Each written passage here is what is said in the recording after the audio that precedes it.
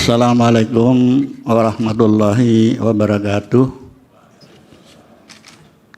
Selamat sore, salam sejahtera untuk kita semua.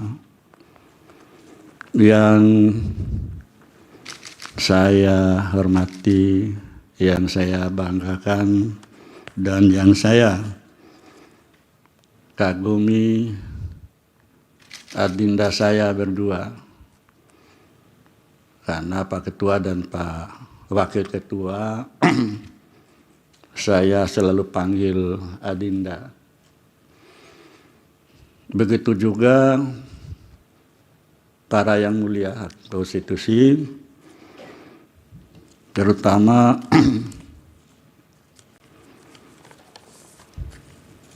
yang mulia Hakim Konstitusi Adis Kadir.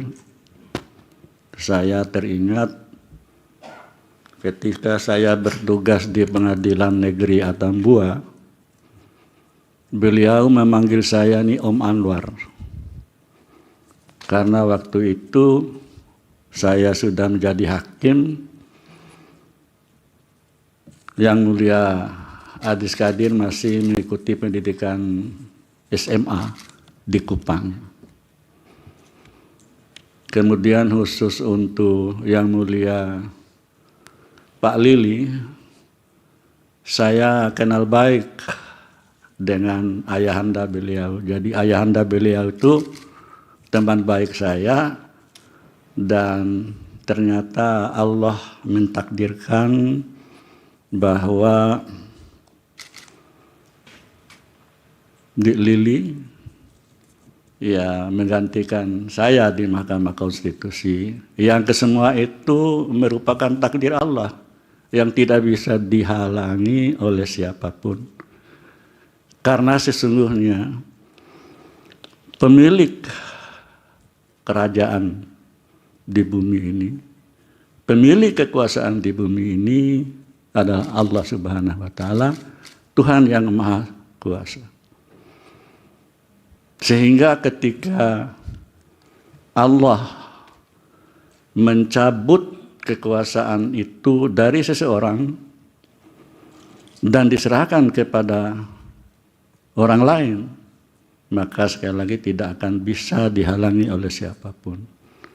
Itulah memang qadarullah yang berlaku sejak zaman dulu hingga hari kiamat.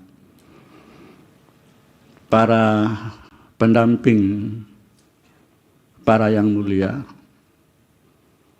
beliau-beliau duduk di hadapan ibu-ibu, merupakan buah karya, buah kerja maksimal dari ibu-ibu. Dan kebetulan pada bulan ini merupakan hari lahir R.A. Kartini yang terkenal dengan sebuah buku yang berjudul Habis Gelap Terbitlah Terang. Itu ada dalam Al-Quran, minad dulumati ilan nur, dari gelap gulita, atau habislah gelap gurita, terbitlah terang benderang. Itu hukum alam yang juga sudah diperingatkan oleh Allah Subhanahu wa Ta'ala. Begitu juga dalam hal jabatan apapun, untuk menegakkan kebenaran, hukum dan keadilan. Tadi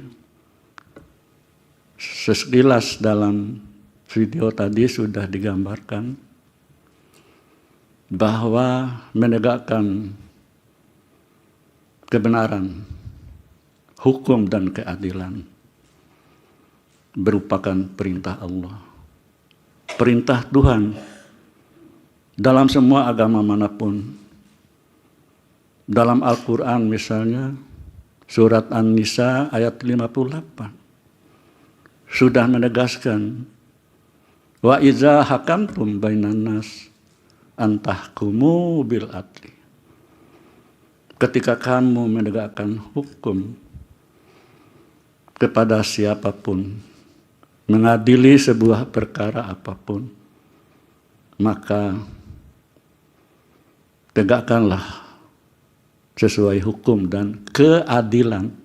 Kata kuncinya adalah keadilan. Adil yang didasarkan kepada kebenaran dan kejujuran, bukan didasarkan atas sebuah kebohongan, kepalsuan. Karena bagaimanapun yang namanya kebohongan, yang namanya kepalsuan, suatu saat dia akan muncul. Sehingga saya masih ingat ketika Bambang Harimurti, seorang wartawan senior, menjadi ahli di ruangan ini, saya mengajukan sebuah pertanyaan.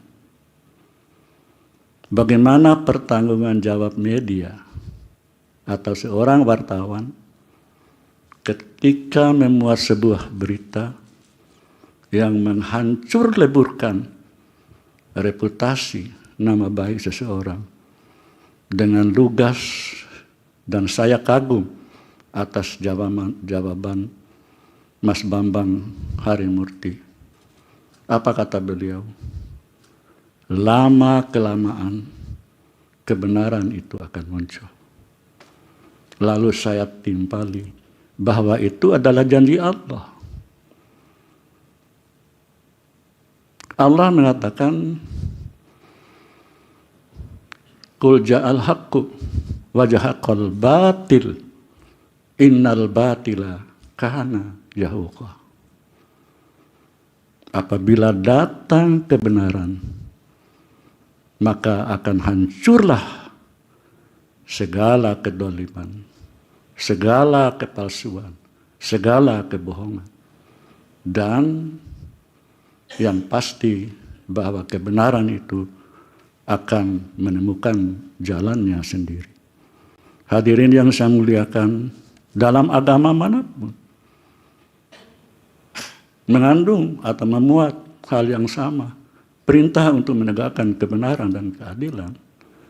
Misalnya dalam perjanjian lama, Imamat 19 mengatakan hal yang sama. Dalam agama Hindu, kitab Bhagavad Gita Sloka 4 juga memuat hal yang sama. Yang pada intinya adalah jangan takut pada siapapun untuk menegakkan kebenaran dan keadilan. Hadirin yang saya muliakan, tidak banyak yang ingin saya sampaikan, bahwa selama 15 tahun saya mengabdi, saya memulai di ruangan ini pada 6 April 2011 ketika mengucapkan sumpah di hadapan Presiden yang waktu itu dijabat oleh Bapak SBY. Langsung pada siang harinya saya mengikuti sidang, dan alhamdulillah walaupun segala suka duka saya alami, tetapi saya tetap yakin dengan janji Allah tadi yang sudah pasti dan tidak akan diingkari oleh Allah. Apapun janji Allah itu tidak pernah Allah itu mengingkari janji. Mulai dari masuk di sini dihantam oleh semua buah tsunami besar. Hampir setiap hari saya dan Ibu Maria Farida menjadi langganan adik-adik di media waktu itu. Judulnya besar. Ditemukan beberapa amplop di sebuah tempat yang bertuliskan satu atas nama Anwar Usman, satu atas nama Maria Farida. Sampai-sampai Ibu Maria, Prof. Maria, beliau mencurahkan isi hatinya kepada saya bahwa anaknya yang kuliah di Universitas Indonesia sampai tidak tahan menerima bulian dari kawan-kawannya. Satu kalimat saya tanggapi, biarkan Bunda, waktu yang akan membuktikan. Dan ternyata ya, setelah waktu berlalu, semua itu ternyata apa yang saya ucapkan menjadi kenyataan. Tidak berhenti sampai situ. Lagi-lagi ketika MK dihantam tsunami, saya masih ingat betul, saya ditunjuk menjadi sekretaris merangkap anggota Majelis Kehormatan Mahkamah Konstitusi. Yang ketuanya adalah ibunda kita, Ibu Arsulsani, waktu itu menjadi ketua MK dengan anggotanya para tokoh. Satu Prof. Bagirmanan, kedua Prof. Ahmad Sadiki, yang ketiga Kiai Haji As'ad Ali, mantan Wakil Ketua Badan Intelijen Negara. Kami bekerja keras dan alhamdulillah kami menyelesaikan tugas dengan baik. Ya itulah lika-liku kehidupan. Dan tidak tahu saya menjelang mengakhiri jabatan, justru saya menjadi terperiksa oleh Majelis Kehormatan Mahkamah Konstitusi. Tetapi waktu itu saya dengan hati yakin akan janji Allah bahwa ketika kebenaran datang, maka akan hancurlah segala kebohongan, kepalsuan. Dan itu yang saya laksanakan, dan itu yang saya alami. Alhamdulillah, saya mengakhiri tugas, meninggalkan gedung ini dengan hati yang lega. Saya meneteskan air mata tadi, bukan karena apa-apa, karena begitu banyak suka duka yang saya alami, akhirnya janji Allah terbukti. Saya meninggalkan Mahkamah Konstitusi ibarat seorang bayi yang baru lahir ke dunia, ibarat kertas putih yang tidak ada catatan apapun. Alhamdulillah. Saya harapkan kepada adik-adik saya, jangan takut. Seperti mohon maaf, adinda saya, Prof. Saldi malam-malam nelpon saya. Baru-baru diangkat menjadi hakim. Sambil menangis malam-malam. Karena tidak tahan dibully. Saya katakan, adinda, itulah resiko menjadi hakim. Resiko untuk menegakkan kebenaran, hukum, dan keadilan. Karena sampai kapanpun, tidak akan ada seorang hakim yang mampu memberikan putusan yang memuaskan semua pihak.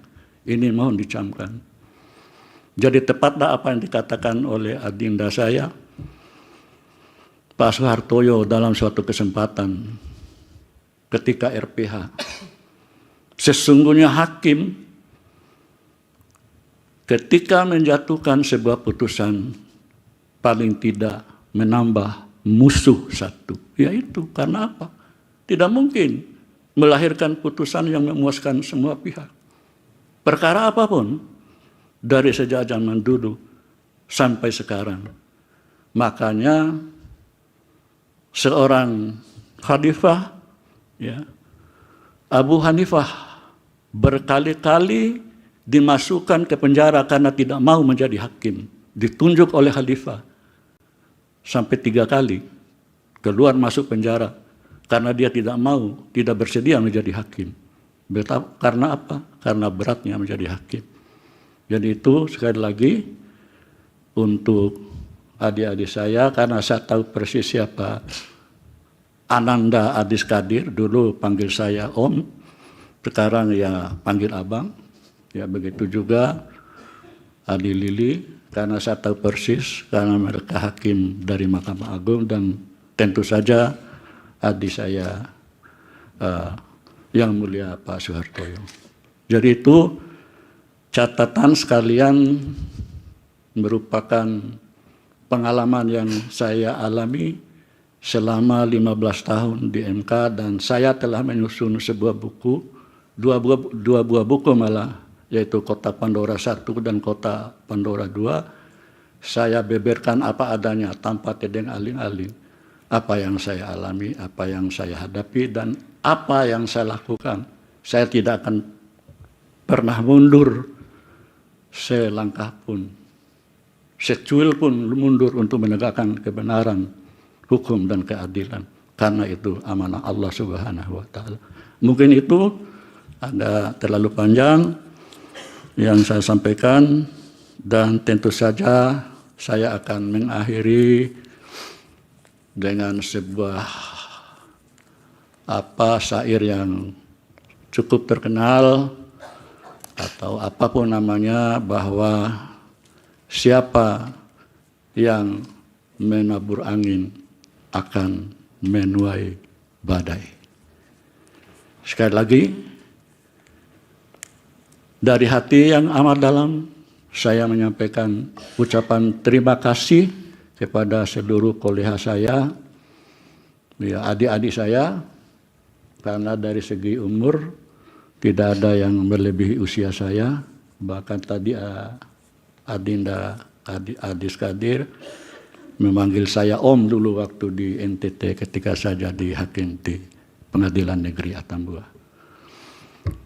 Dan juga dari lubuk hati yang amat dalam saya menyampaikan permohonan maaf untuk semua para yang mulia, para pendamping, dan seluruh keluarga besar Mahkamah Konstitusi apabila selama 15 tahun saya berada di Mahkamah Konstitusi tentu saja ada hal-hal yang kurang berkenan, kurang mendapat apresiasi karena saya sebagai manusia biasa yang penuh dengan kekurangan. Maka dari ujung kaki sampai ke ujung rambut, dari lubuk hati yang dalam, saya menyampaikan permohonan maaf dan terima kasih yang tak terhingga. Billahi taufiq wal hidayah. Wassalamualaikum warahmatullahi wabarakatuh.